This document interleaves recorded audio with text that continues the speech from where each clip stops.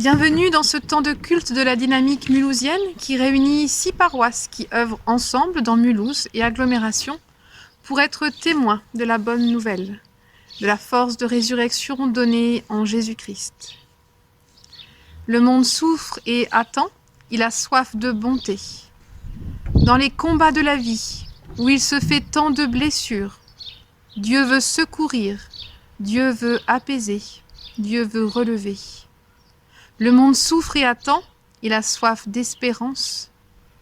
Sur cette terre rongée de tant de détresse et de désespoir, Dieu veut apporter la paix, Dieu veut vaincre la mort, Dieu veut ouvrir les yeux. Chers paroissiens qui nous écoutez, sœurs et frères, que la grâce et la paix nous soient données de la part de Dieu notre Père et de Jésus-Christ, notre Sauveur. Amen. Nous louons notre Dieu.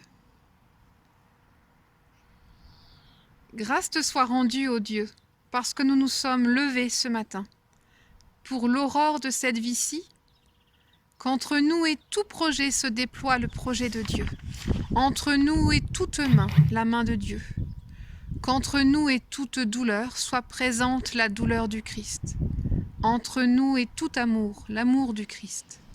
Ô Dieu, toi qui nous as menés à la lumière radieuse de cette nouvelle journée, mène-nous jusqu'au phare de l'éternité.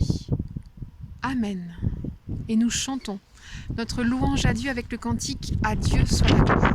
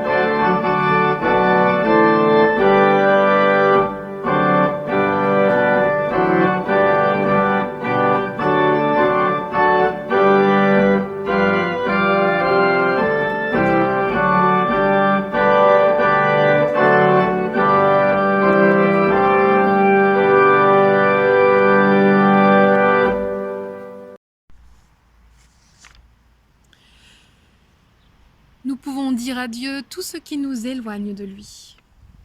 Ô Dieu de vie, accorde-nous ton pardon pour nos pensées négligentes, pour nos actions irréfléchies, pour nos discours vides et pour les mots avec lesquels nous avons blessé.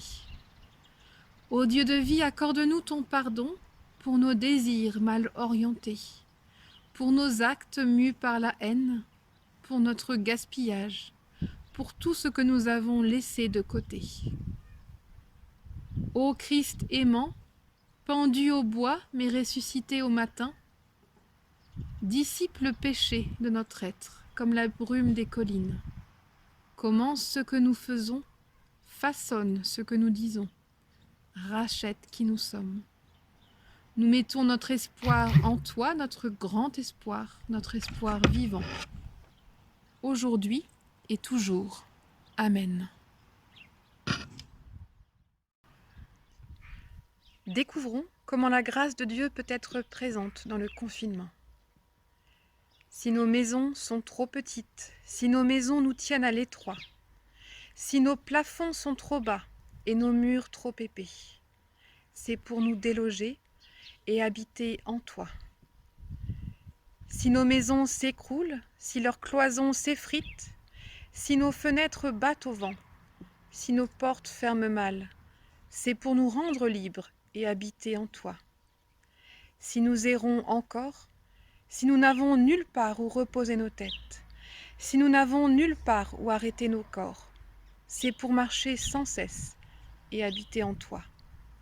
Si nous ne possédons aucune clé, si toute serrure nous résiste, si aucun lieu jamais ne nous offre le repos de nous croire arrivés, c'est que ta demeure, Seigneur, englobe tous nos endroits. Ainsi vient ton royaume lorsqu'on habite en toi, Seigneur. L'annonce de ta grâce, c'est ta présence éclatante, quelles que soient les conditions de notre existence. Nous chantons notre reconnaissance.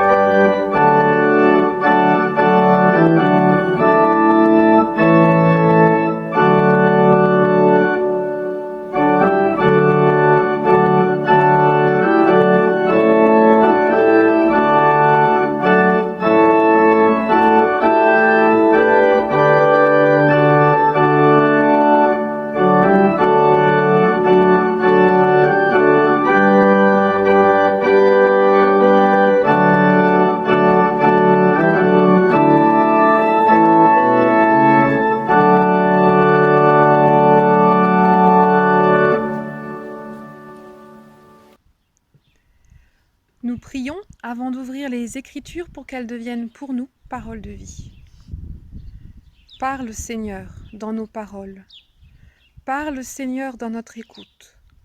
Parle, Seigneur, au plus profond de nos âmes. Amen.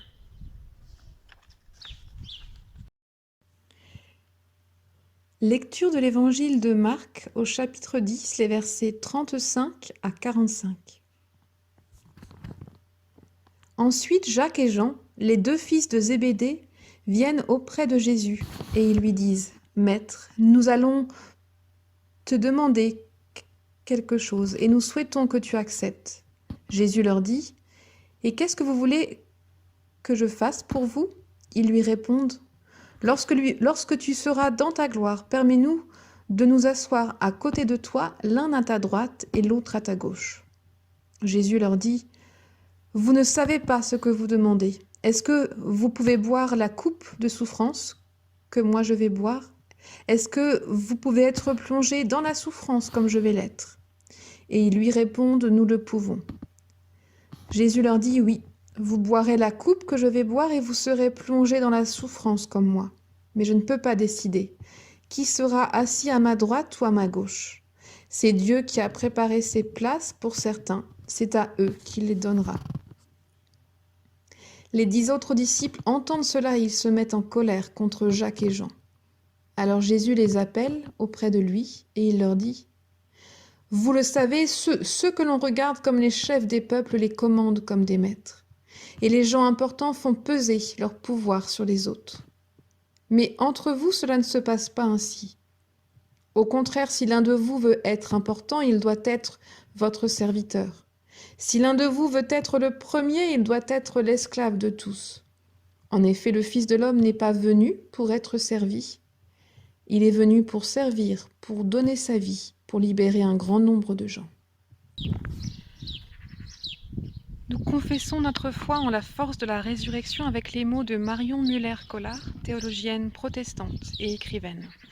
Et nous pouvons le dire tous ensemble et communier à travers nos écrans. Tu me ressuscites. Tu t'opposes fermement à mes enfermements, aux postures rigides qui me laissent pour morte, à toutes les fixations qui pourraient avoir ma peau. Tu me ressuscites, tu me rends à moi-même quand je m'égare en mimétisme.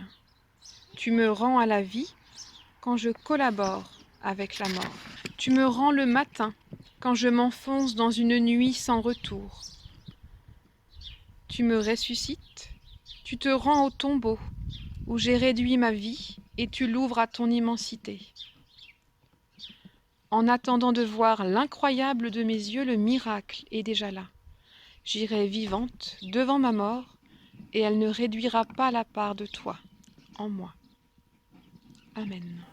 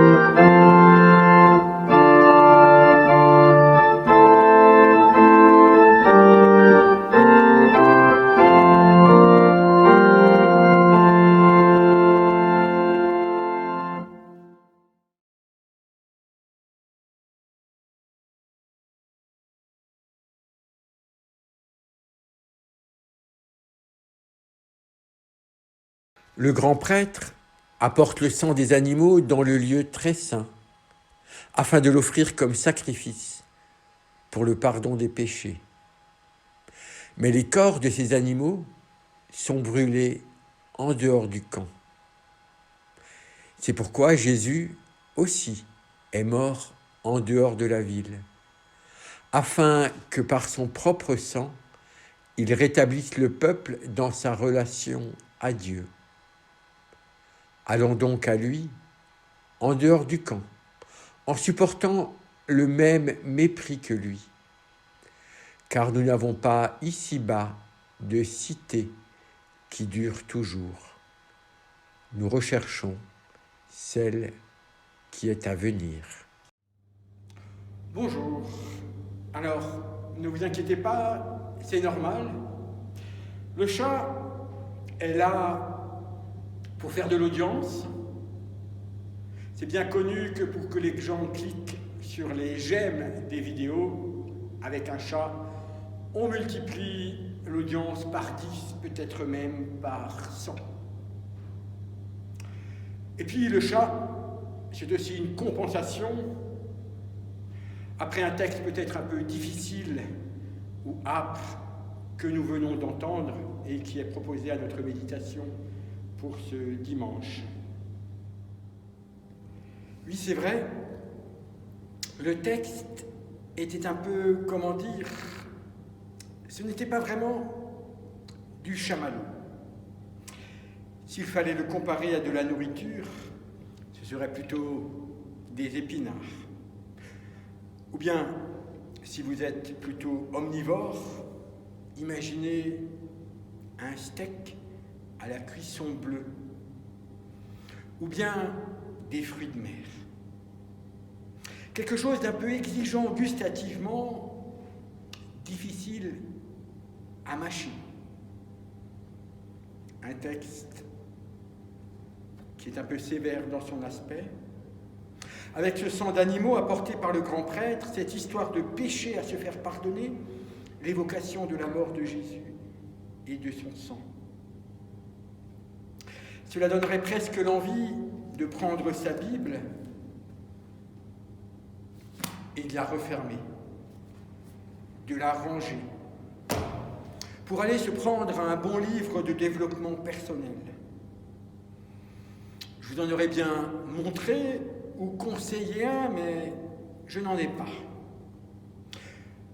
Cela pourrait donner envie alors d'aller sur Internet pour se chercher du fast reading, comme il y a du fast food, du prêt à lire, du prêt à penser. Il y a plein d'articles en ce moment qui pourront vous dire comment ne pas s'ennuyer pendant le confinement, 50 repas faciles pour confiner, ou bien une méthode de méditation en 10 étapes pour se retrouver soi-même en période de confinement.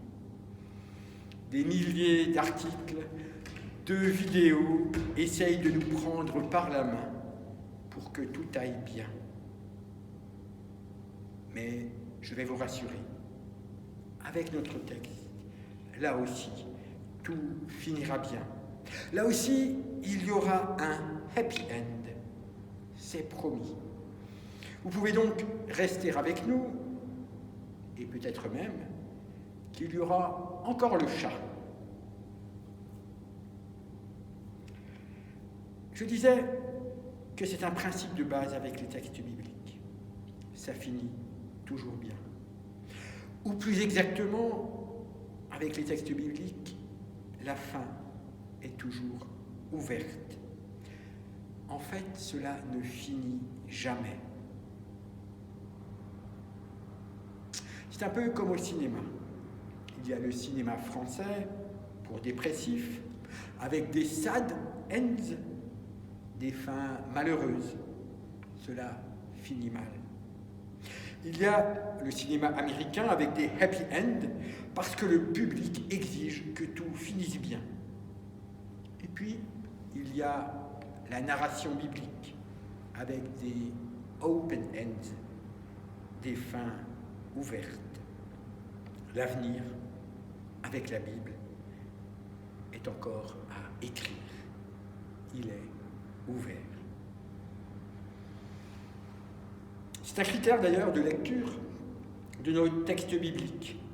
Si jamais cela finit mal, dites-vous qu'il faut y retourner encore et encore, jusqu'à ce qu'on ait trouvé la sortie du labyrinthe, jusqu'à ce qu'émerge l'interprétation qui ouvre l'avenir. Parce qu'un texte biblique, lu de manière croyante, avec le secours de l'Esprit Saint, contient une parole de Dieu. Et celle-ci ne peut pas ne pas bien se finir.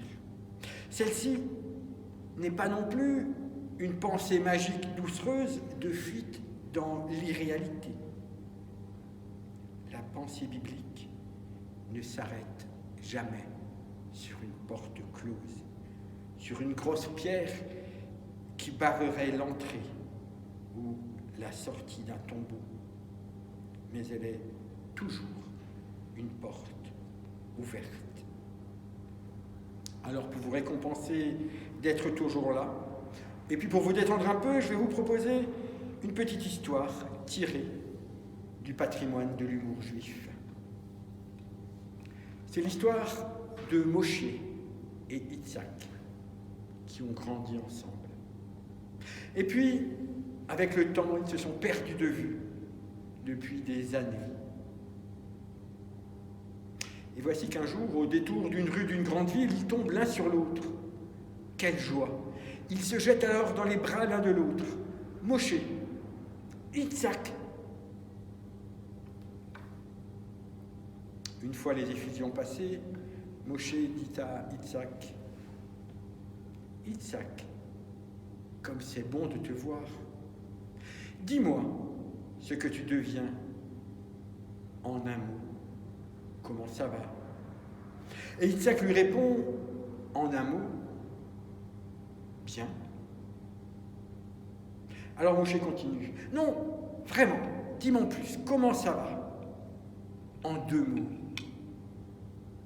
Et Yitzhak répond, « Pas bien. » Que nous dit cette petite histoire?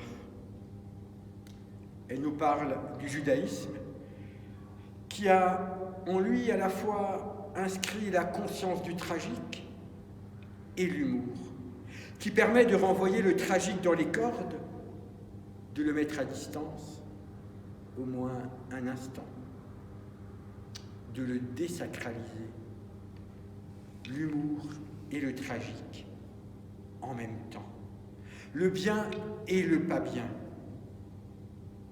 J'ai emprunté cette histoire à la rabbin Delphine Horviller qui la commente ainsi: il y a toujours plusieurs façons de raconter une histoire, de lire un texte ou de comprendre une situation, en bien ou en pas bien. Une version n'est pas plus juste que l'autre ou plus vraie que l'autre. Deux interprétations d'une même histoire peuvent exister simultanément. N'en va-t-il pas de même de nos propres situations, en particulier en ce moment?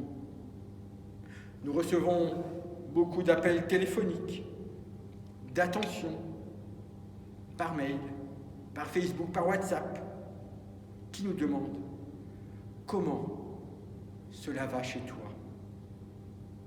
Et il est parfois difficile de répondre à cela. Bien ou pas bien? Tellement la situation et l'avenir peuvent nous sembler confus, brumeux. Et si nous regardons le monde d'aujourd'hui, où on commence à parler de guerre mondiale contre l'épidémie, qui pourrait même devenir une vraie guerre entre des nations déstabilisées, nous pourrions nous dire aussi que le monde ne va pas bien. Mais d'un autre côté, en décentrant le regard, nous voyons les solidarités multiples qui se mettent en place, la mobilisation générale de tous les peuples. Alors nous pourrions aussi nous dire, ça va bien, vu la situation. Et si nous tournions notre regard vers hier, souvenez-vous, il y a 1 an à peu près, nous avions souvent l'impression que rien n'allait dans notre société, qu'elle allait peut-être s'effondrer. Beaucoup l'annonçaient. Certains même y aspiraient. D'autres le craignaient. Si on nous avait annoncé Il y a un an que pendant plusieurs semaines, la moitié du monde, et nous-mêmes, allions nous retrouver confinés dans nos maisons, avec des contrôles policiers sur la route et des dérogations pour sortir de chez nous. Y aurions-nous cru? C'est tellement invraisemblable. Et pourtant, nous y sommes. C'est à la fois pire que tout ce que nous aurions pu imaginer. Et en même temps, nous nous disons, nous nous rendons compte que nous arrivons à nous y habituer, à accepter ce temps de confinement, à le supporter, et parfois même à y trouver du sens. Alors, souvenons-nous peut-être de cela, pour aujourd'hui et pour demain. Nul ne sait de quoi sera fait demain. Nul n'a d'ailleurs jamais su de quoi serait fait demain.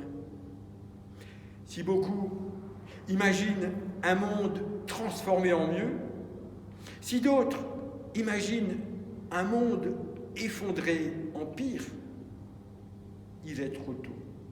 Il est même impossible et inutile de trop vite tirer les leçons de ce qui nous arrive.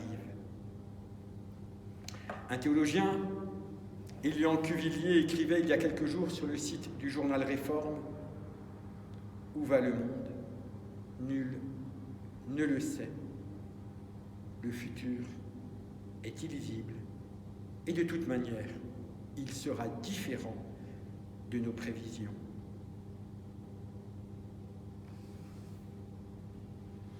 Seulement, si devant nous, l'avenir se présente un peu comme un brouillard, la parole biblique peut nous aider à discerner, ou au moins à ne pas avoir peur de ce brouillard qui est devant nous, parce qu'elle est une promesse. La promesse qu'il y a un futur, la promesse que la porte, que les portes vont se rouvrir. Alors revenons à la lettre aux Hébreux, à la parole biblique.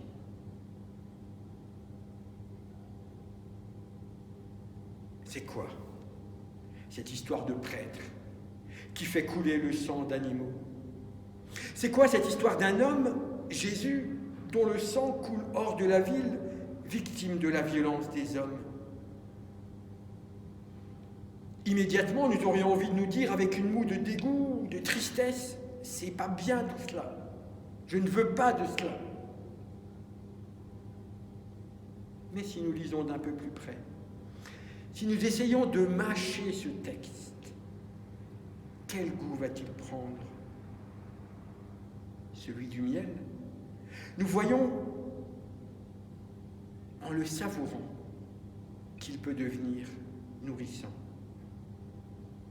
Ainsi, la première chose qu'en fait ce texte nous dit, c'est que ce sacrifice, ce sera le dernier des sacrifices. Ou alors, le seul sacrifice encore légitime est évoqué au premier verset du chapitre. Continuez à vous aimer les uns les autres comme des frères et des sœurs, et n'oubliez pas de pratiquer l'hospitalité. En effet, en la pratiquant, certains ont accueilli des anges sans le savoir. Voici donc ce qui reste après la fin du sacrifice. Ce qui nous est en fait proposé, ce qui nous est dit, c'est qu'après le temps du sacrifice vient le temps de l'anti-sacrifice. Oui, Jésus nous propose un anti-sacrifice. Au lieu de diminuer ou de supprimer quelque chose maintenant, l'anti-sacrifice devient un ajout, une augmentation. Jésus, en fait, a complètement retourné la notion du sacrifice. La seconde chose que peut nous dire ce texte, c'est que c'est aussi la fin de la notion de grand prêtre. Comme c'était la fin du sacrifice, lorsque Jésus l'a endossé sur lui, voici que Jésus endosse la figure du grand prêtre pour y mettre fin. Il est le dernier. Et lui ne va plus faire couler le sang d'un autre, ni d'un animal, mais c'est le sien propre qu'il va accepter de voir couler. Et ensuite, c'en sera fini. Il ferme la porte du vieux monde derrière lui. Un peu comme dans ce film sorti il y a une vingtaine d'années, La ligne verte, où on voit un bon géant condamné injustement à mort, absorber le mal des autres pour les guérir, jusqu'à en mourir. Dans le film, le héros s'appelle John Coffey, avec un C. Il aurait peut-être noté ses initiales, J.C. Beaucoup d'autres films utilisent le même schéma narratif de quelqu'un qui s'épuise, se donne totalement jusqu'à en mourir, en prenant sur lui le mal des autres. Alors bien sûr, ici c'est de la science-fiction, et les récits bibliques ne relèvent pas du genre de la science-fiction, ni de la science d'ailleurs. Ils ne sont pas de la chloro-machin-bidule, ce ne sont pas un traitement qui promettrait une guérison miraculeuse. Ils relèvent du champ de la théologie ou de la métaphysique et jouent sur le mécanisme psychique et spirituel. Ce sont des remèdes pour nos esprits. Ils nous permettent de lire le monde et de nous y situer. Nous voyons donc combien ce texte de la lettre aux Hébreux, en apparence ingrat, déplaisant, sans beauté ni éclat pour attirer nos regards, comme la figure du Messie décrite dans Ésaïe, est en fait un texte détonnant. Il n'y a plus de grands prêtres, il n'y a plus de sang à faire couler pour demander un quelconque pardon pour de quelconques péchés à une quelconque divinité. Et depuis Martin Luther, il n'y a même plus du tout de prêtre chargé d'une fonction religieuse à part. La seule fonction religieuse qui demeure, la seule pratique religieuse juste, c'est continuer à vous aimer les uns les autres comme des frères et sœurs. Et n'oubliez pas de pratiquer l'hospitalité. Quand tu fais cela, tu fais la volonté de Dieu. Quand tu fais cela, tu es prêtre. Vous me direz, mais alors, à quoi sert le culte, la louange, la prière? Ce ne sont pas des œuvres. Ils sont utiles, peut-être même nécessaires, mais pour nous rappeler la source et le sens de nos actes. Ils sont un peu comme l'arrosoir qui met la plante en contact avec l'eau et lui permet de pousser, de grandir, de vivre épanoui, tout simplement. La troisième idée, étonnante ou détonnante du texte, c'est la fin de la séparation entre le dehors et le dedans. Jésus aussi est mort en dehors de la ville afin que par son propre sang, il rétablisse le peuple dans sa relation à Dieu. Ce qui se passe ici est un troisième bouleversement religieux. Ce qui est mis en cause, ce qui prend fin, c'est la séparation entre sacré et profane. Dans l'ancien temps, et toujours aujourd'hui, dans beaucoup de religieux ou de courants religieux, il y avait un espace sacré dédié, le temple, habité par Dieu, en tout cas on l'imaginait ainsi, réservé aux prêtres, un lieu où l'impur, qui pouvait prendre la forme d'un animal porteur du péché des hommes, Ou bien simplement un non-prêtre, vous et moi, ne pouvaient pas y mettre les pieds. Parce que Dieu ne pouvait pas être souillé. Cette séparation entre le pur et l'impur, entre le sacré et le profane, sera transgressée par la mort de Jésus, hors les murs. Cela fonctionne comme avec le grand prêtre, victime de son propre sacrifice. Jésus, le pur, vient mourir dans le lieu impur. Et alors, tout, le monde entier est désacralisé, ou alors tout, le monde entier est sacralisé, au choix.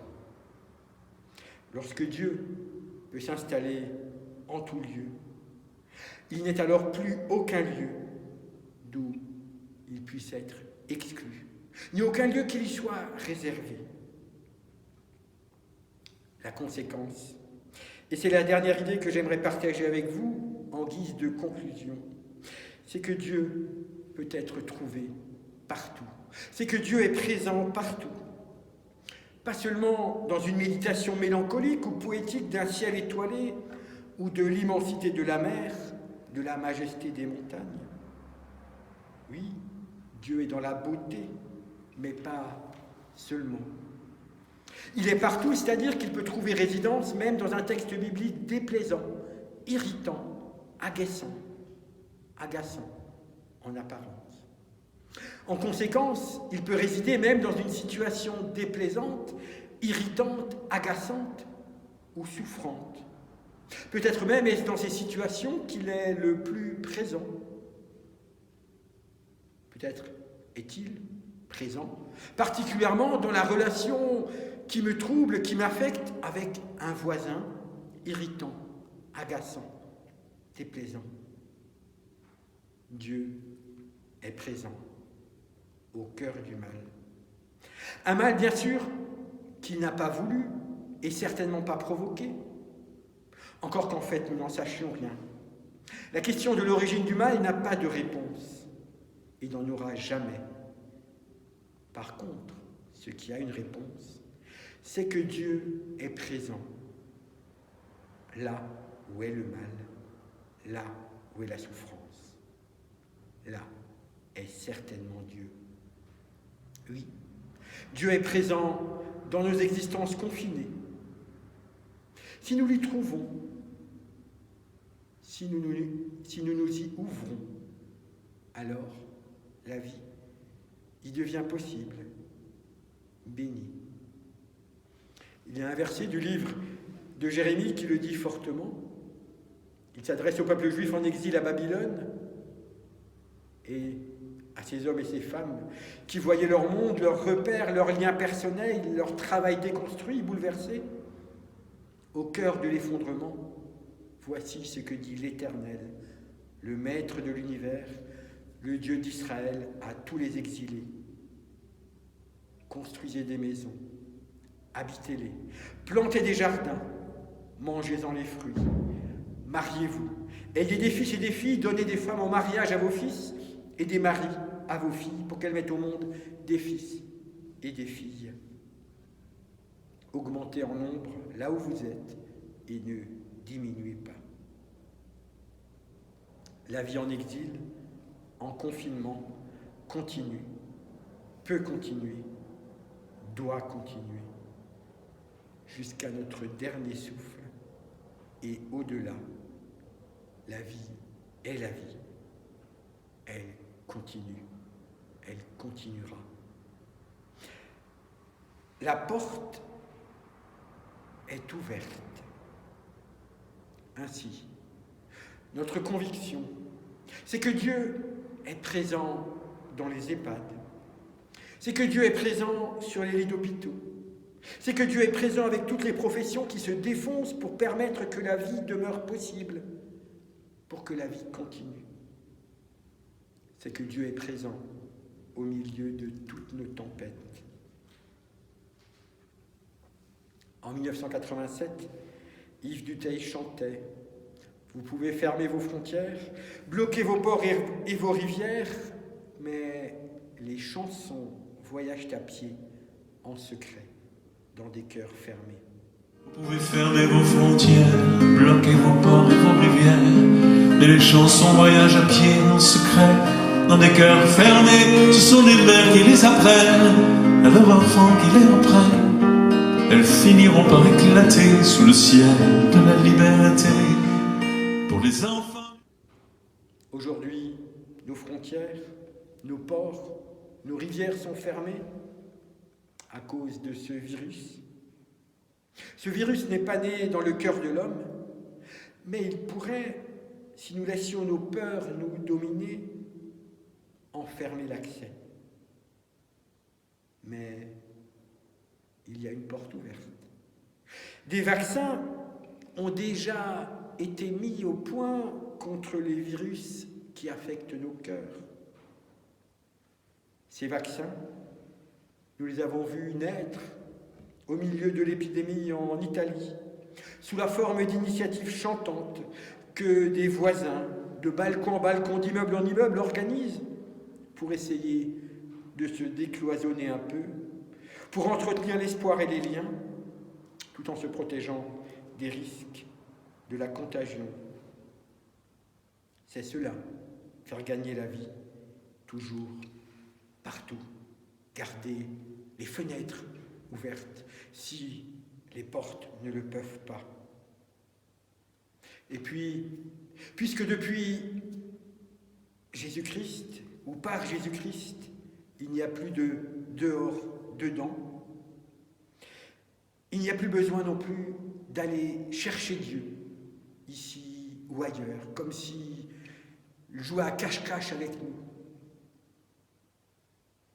Ne cherchez pas Dieu, croyez simplement, du plus profond de votre cœur, que lui vous a trouvé, qu'il est là, avec vous, dans chacune de vos situations, et qu'il ouvrira la porte de nos existences, parfois, et cela ne date pas d'aujourd'hui, si confinés.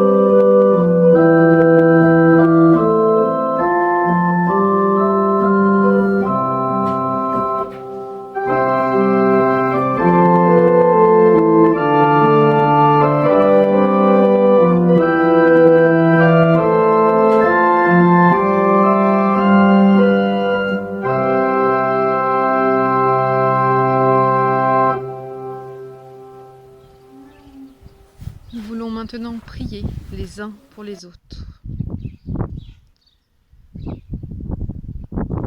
Seigneur, ce virus est entré dans nos vies, bouscule autant notre corps par ses symptômes que notre esprit, par le confinement qu'il provoque. Nous voulons remettre dans la prière tous ceux qui sont touchés par ce virus, ceux qui sont au début de la maladie, qui sont dans la peur d'une aggravation, ceux qui voient leur corps lutter pour résister, ceux qui doivent accepter brutalement l'issue fatale de cette maladie. Seigneur, nous t'en prions, apporte ta paix, la consolation, ton amour, la confiance dans le cœur de tous ces malades. Que toutes ces personnes ne se sentent pas abandonnées, mais portées par la présence quand leurs proches sont dans l'incapacité d'être auprès d'eux, portés par ta présence.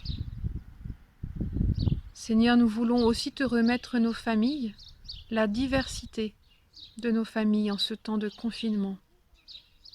Ces couples qui s'occupent ensemble de leurs enfants à la maison. Que ce temps soit pour eux un temps où ils se relient les uns aux autres sans s'insupporter. Nous te remettons aussi les familles des soignants, des personnels hospitaliers, des salariés de l'alimentation et de toutes ces entreprises qui sont encore ouvertes. Des postiers et des livreurs, des policiers et des gendarmes, des fonctionnaires du service public. Toutes ces familles sont partagées entre la peur de la contagion, l'isolement dans le couple provoqué par cette situation exceptionnelle. Que ton amour, Père, soit ce qui les relie. Donne-leur de pouvoir s'entraider, communiquer, au-delà de la fatigue physique et émotionnelle. Donne-leur la grâce de vivre ce temps d'épreuve comme un approfondissement de leurs liens dans la difficulté.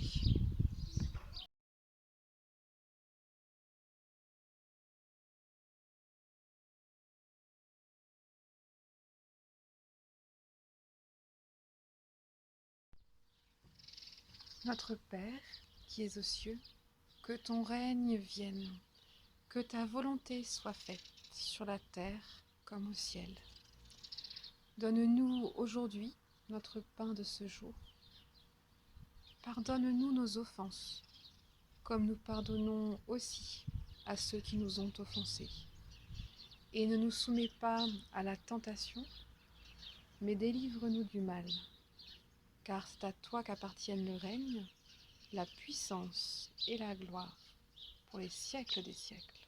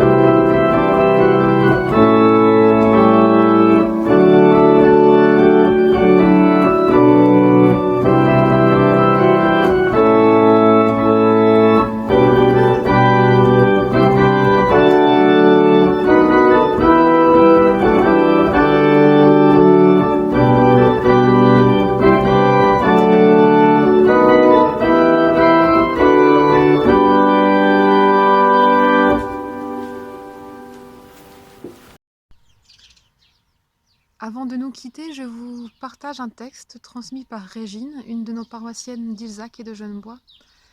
Un texte qui vient du livre de prière de nos églises. Au matin de ce jour, Seigneur, je viens vers toi. Tu m'attends, tu m'accueilles, et je me laisse aimer par toi. Tu es celui qui m'entraîne vers l'avant. Tu me prends par la main. J'ai peur de ne pas y arriver, de ne pas savoir rester près de toi, de m'échapper trop vite de ta main. Mais ta grande patience me précède et jamais tu ne te lasses. Avec toi, je me sens en sécurité. Voici tous les secrets. Tout ce qui me semble insurmontable, je te le donne. Au matin de ce jour, je choisis avec toi la confiance. Tu es mon Dieu. C'est là une des prières de la communauté des diaconesses des Sœurs protestantes de Strasbourg. En ce temps de confinement où nous pouvons nous sentir seuls dans nos maisons, que nous soyons entourés de proches ou non, je vous invite à recevoir une parole de bénédiction pour nous porter dans cette solitude. Seigneur, puissions-nous dans notre solitude percevoir que la bénédiction, ta bénédiction nous entoure toujours et qu'avec elle nous ne sommes pas seuls. Traversons-la pour parvenir au tréfonds de nos âmes où Dieu demeure, parce que dans notre isolement, Dieu nous parle. Tu es mon fils bien-aimé, ma fille bien-aimée, je suis heureux que tu sois là. Aie confiance, je ne t'abandonne pas. Puisse Dieu nous bénir ainsi pour que nous nous sentions en harmonie avec nous-mêmes, avec notre vie, que sa bénédiction nous porte et nous relie aux êtres qui nous entourent, même virtuellement, et qui, comme nous, sont dans sa main. Amen. Je vous souhaite un bon dimanche et une belle semaine entourée de la grâce de Dieu, de sa force et de son amour. Et si vous avez besoin, envie de prier, vous pouvez nous retrouver sur le groupe WhatsApp, dont les coordonnées seront mises ensuite. Et vous pouvez aussi nous retrouver sur le site des paroisses protestantes de Mulhouse, ou encore participer à un temps de prière tous les soirs à 18 h avec le groupe Facebook l'Instant Communion. À bientôt.